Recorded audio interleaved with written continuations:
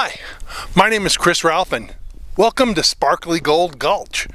You know, there's an old saying, and I mean really, really old. William Shakespeare used it in the 1500s, so we're talking old. The old saying is, all that glitters isn't gold. Which means, in a kind of backwards way of saying it, that things that sparkle and are glittery, whatever they aren't gold. Well, like most lessons in geology, there's always an exception or two to the rule, and well, I brought you here with me to one of the exceptions.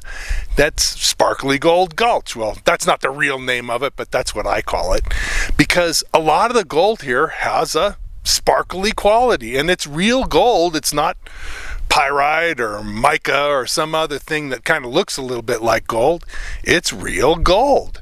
I'm using the microphone today just because it's a lot easier to pick up and put down. And today we're going to be focusing on dry washing. This is my dry washer, and I'm going to show you running the dry washer live and how I set it up and everything else. Now, that's coming. What you might ask is, why am I dry washing here? I'm obviously not in the desert. Well, the truth is, a dry washer doesn't require deserts to work. It just requires dry soil. And this particular place, we're up on a mountainside, and there's just no water anywhere near close. In the old days, the miners had miles worth of ditches that they used to bring water here, but those ditches are long gone, and there's no water here. So it's summertime, and they got dry soil, and it's good for dry washing. I've actually dry washed here before and had some good success. Now you might ask, well, why am I here at this particular spot? Well, a while back, a few years ago, a friend and I were metal detecting up in this area, and my friend found a number of nuggets, I think 6 or 7 in a small area, only a couple feet in diameter. And I came back afterwards, I asked him, you don't mind if I detect over your spot after he left? And he said, sure. And so I detected, I found a couple more little pieces in the same area. And I thought, well, gee, this would be a good area for dry washing, because there's probably some little gold here. Generally speaking, the gold in this area is small, and so I thought it would be a good area to come up here and give it a dry wash. And sure enough, I realized pretty quick as I was dry washing that I was onto literally a pay streak of fine gold. And this area, it's a little drainage that comes through here. There's probably water here in the early spring when the snow is melting, but we're here in summertime and the snow's long gone. And so I'm going to be in here dry washing for a couple of days, and we're going to be trying to follow this pay streak. You see, I found that pay streak a couple of years ago, and I worked it for a while, but the gold started to peter out on me, and I kind of thought, well, this pay streak is done. I was hoping it'd be much bigger.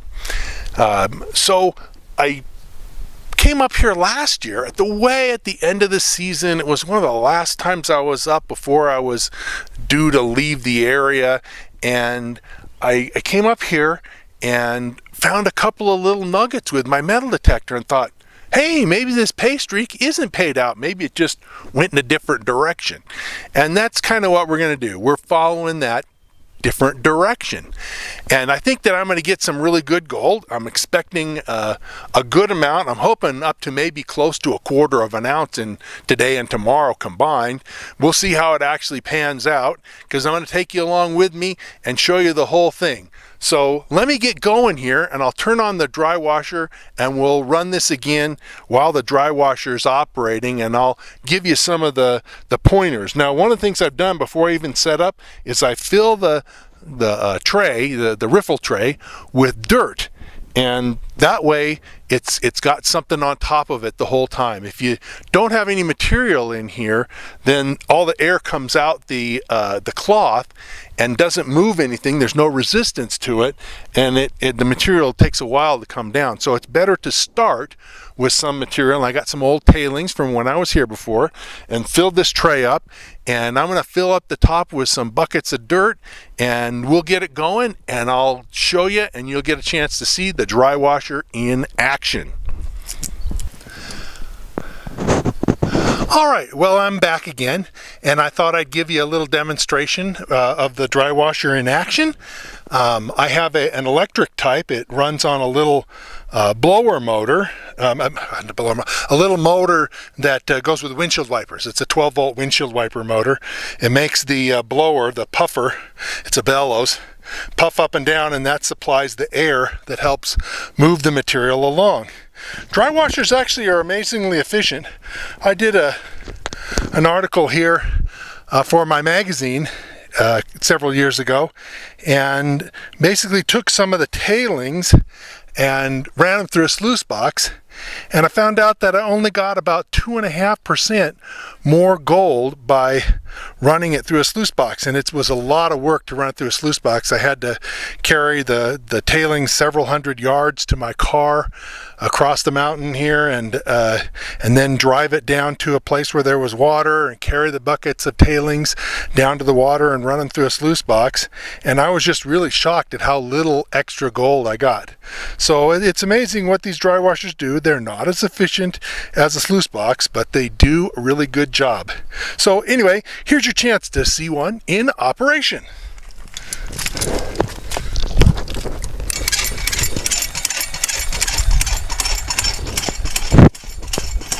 Because it's electric, it just is a switch that I use to turn it on. And I always wear gloves. That's one of the things. I wear gloves because basically if you don't,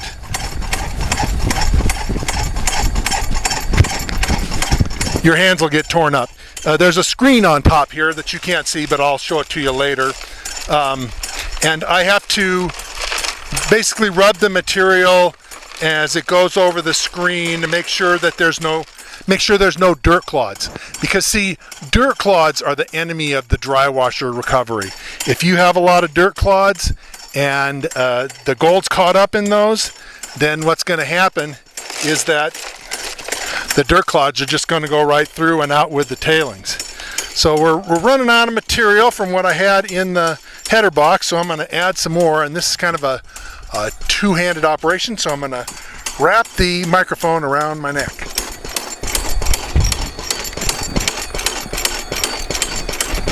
I hope that works. Okay.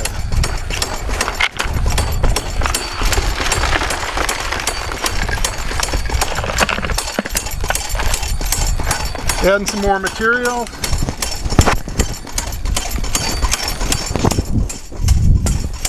And I can basically make sure that there's no dirt clods that are getting through, make sure that the material's feeding evenly through.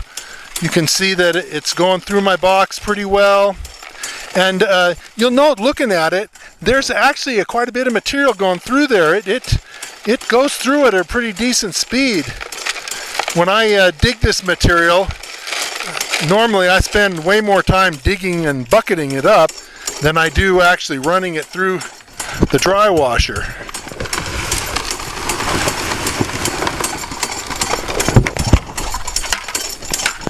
I will show you the hole that I'm digging out of in a bit. But for now, I just wanted you to see the dry washer in operation and how it works. I'll also show you when I pan out my concentrates so you can see how much gold I'm getting. But you can see a dry washer, it's a pretty efficient operation. It works really well. And when you're someplace like this where there's no water nearby and you're a long ways from the car, it's even difficult to take the material back to the car, then it's a good thing to have.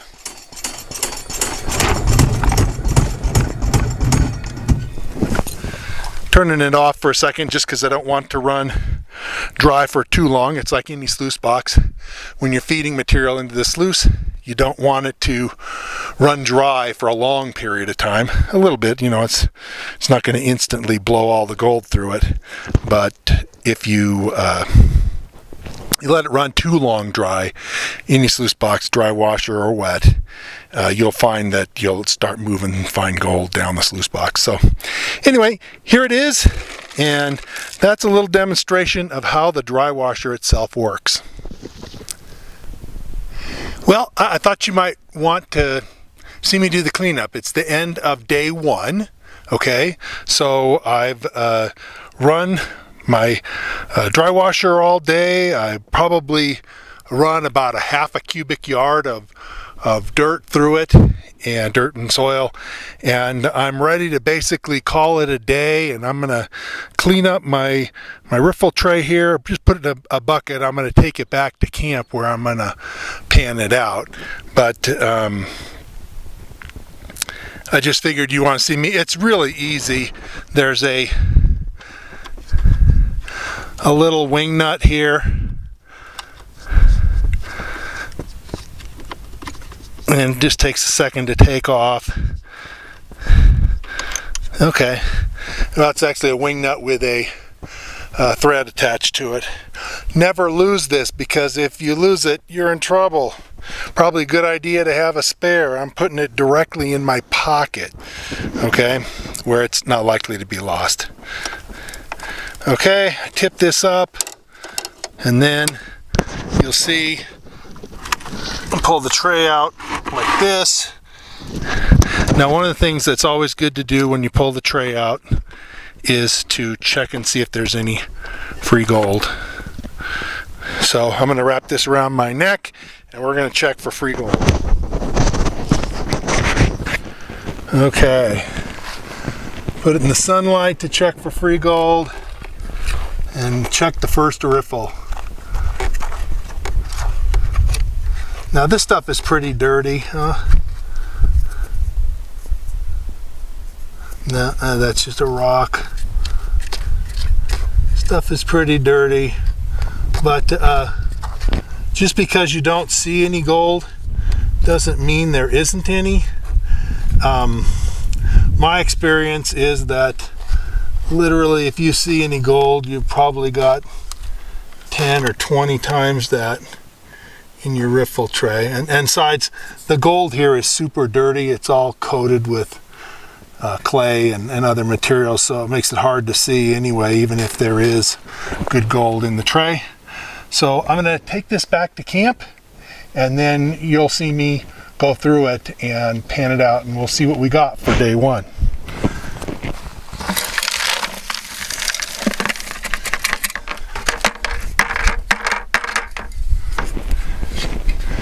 There you go. Make sure you got everything out of there.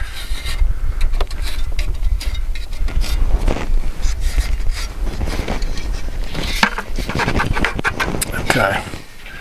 And I will come back tomorrow and we will take care of this. So come back with me in just a minute. We'll do it. We'll pan out the concentrates. Well, I'm back at camp, and I said I'd let you see me pan out and see what our concentrates were from day 1 and see what kind of gold we got. So I'm going to do that, but I wanted to show you. That's all the concentrates I got. But that doesn't mean anything. Obviously, we're interested in the gold part of that. I'm not going to make you sit and watch me pan the whole thing out, because that'll take a while. So to save time, let me come back to you in just a second and show you what the final result is. Hey, I'm sorry that the last segment of this video was so blurry. It's the only one that's blurry like that. I shot the thing and found out that I forgot to focus the camera lens. The lens doesn't have an automatic focus mode when it's shooting video. Anyway, here's the gold I got when I got all panned out. You can see there next to the dime. It's about a pennyweight worth of gold, and I was happy with that. I'd hoped for more, but that's a good start. So this is the gold I got on the first day. Well, I thought I'd give you a little bit different view of the dry washer.